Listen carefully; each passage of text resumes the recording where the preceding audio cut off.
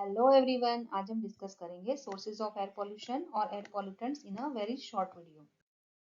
अब हम डिस्कस करेंगे all the different sources of air pollution. तो सबसे पहला जो पोल्यूशन होता है वो नेचुरल, मतलब जो भी नेचुरल एक्टिविटी होती है, जैसे फॉरेस्ट फायर लग गया, pollen grains and dust storm, ये सब जो नेचुरल एक्टिविटी की वजह से होता है उसे नेचुरल सोर्स बोला जाता है। नेक्स्ट इज मेन मेड या एंथ्रोपोजेनिक, वो पॉल्यूटेंट्स जो बर्निंग ऑफ फॉसिल फ्यूल से उत्पन्न होते हैं, like we are using fossil fuels in car, at our home, in industry for the generation of energy, then so many pollutants that we have seen in the classification of pollutants also. So major source जो होता है industrial air pollutants का होता है, जैसे thermal power plant. सो thermal power plant में से बहुत सारे पॉल्यूटेंट्स एमिट होते हैं, क्योंकि उसमें अगर कोल थर्मल पावर प्लांट है तो major CO, then CO2, then other pollutants are emitted, then boilers, then incinerators जिसमें हम बायोमेडिकल वेस्ट जलाते हैं, सॉलिड वेस्ट जलाते हैं, then blast furnace slag, then coke oven, then induction furnace या सीमेंट मैन्युफैक्चरिंग प्लांट जो होता है उसमें से भी बहुत सारे पॉल्यूटेंट्स एमिट होते हैं। सो मेजर दो सोर्स होते हैं, नेचुरल या मैन मेड या एंथ्रोपोजेनिक सोर्स। नेक्स्ट अगर हम देखें पूरा डिटेल में नेचुरल सोर्सेज में, तो पोलन ग्रेन्स, मतलब from one flowering plant to other flowering plant, जो भी पोलन ग्रेन्स का थ्रू विंड एक जगह से दूसरी जगह ट्रांसफर होता है। वॉल्केनिक इरप्शन, वॉल्केनो जब फटता है मतलब ज्वालामुखी, तो भी बहुत सारे CO2, SO2, NO2 सब निकलते हैं। Forest fire due to natural reason, then salt spray from the ocean, ocean में जो स्प्रे होता है उसमें से जो सॉल्ट निकलता है। डस्ट स्टॉर्म, मार्शी लैंड, मतलब जो गीली जमीन होती है, दलदल की जमीन होती है, उसमें भी काफी बार एनारोबिक कंडीशन होने की वजह से काफी एयर पोल्यूटेंट्स निकलते हैं। Bacteria, other micro organism, spores, then photochemical reaction in the presence of sunlight, जितने भी पॉल्यूटेंट्स हैं वो सब एक दूसरे के साथ रिएक्ट करते हैं, तो उसे फोटोकेमिकल रिएक्शन बोला जाता है। Manmade sources, so all the industrial units, जैसे हमने देखा thermal power plant, automobile exhaust, that is from transportation source. Agricultural activity, जहाँ पे जो जलाते हैं जो भी बचा हुआ जो एग्रीकल्चरल प्रोडक्ट होता है जो काम का नहीं है, उसे जलाने की वजह से भी होता है। Then mining activity, aircraft, nuclear explosion, domestic burning of wood, so all these are man made sources. So major source जो एयर पोल्यूशन का होता है वो नेचुरल होता है या तो मैन मेड, बट जो मेजर प्रॉब्लम हुआ है एयर पोल्यूशन का वो मैन मेड सोर्सेज की वजह से हुआ है। सो अदर जो सोर्सेज है वो है स्टेशनरी और पॉइंट सोर्स। नाम से ही पता चलता है कि फिक्स्ड लोकेशन, हमको पता है कि इस पर्टिकुलर लोकेशन में से एमिट हो रहा है। तो नॉर्मली जो भी स्टैक या चिमनी होता है इंडस्ट्रियल यूनिट्स का, वहां से जो एमिशन होता है तो हमको पता है कि वो एक फिक्स लोकेशन है, उसमें से पॉल्यूटेंट एमिट हो रहे हैं। सो ये कंट्रोलेबल साइट्स है, अगर वहां पे हम एयर पोल्यूशन कंट्रोल इक्विपमेंट लगा देते हैं तो हम उसको कंट्रोल कर सकते हैं। सो इंडस्ट्रियल यूनिट्स में से जो स्टैक्स होते हैं, पावर प्लांट स्मोक स्टैक, मतलब जो भी एयर पॉल्यूटेंट्स है उसको एमिट करने के लिए जो बड़े से चिमनीज लगाए जाते हैं उसे स्टैक बोला जाता है।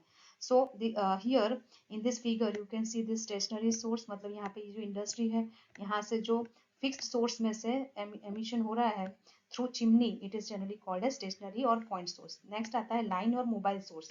लाइन या मोबाइल, नाम से ही पता चलता है कि एक पर्टिकुलर लाइन में वो निकलता है। तो automobile, aircraft, ship, train, anything as that pollutes as it moves from one place to other place, जैसे यहाँ पे दिखाया गया है मोबाइल सोर्स। तो प्लेन इस डायरेक्शन में मूव कर रहा है, कार, ट्रक, बसेस सब कुछ यहाँ पे रास्ते से चल रहे हैं, तो उनका जो भी एग्जॉस्ट पाइप होता है इसके थ्रू वो एमिशन करते रहते हैं एयर पॉल्यूटेंट्स का।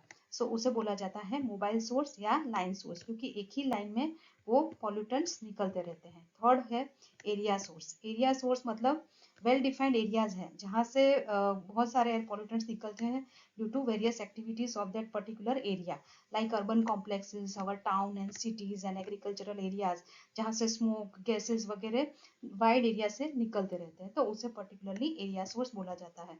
तो यहाँ पे आप देख सकते हैं this is area source, means बहुत सारी सिटीज में से जो भी कुछ एमिशन होता है ड्यू टू एग्रीकल्चरल एक्टिविटीज और लाइफ स्टॉक फीडिंग या जो भी कुछ, तो it is generally called as area source.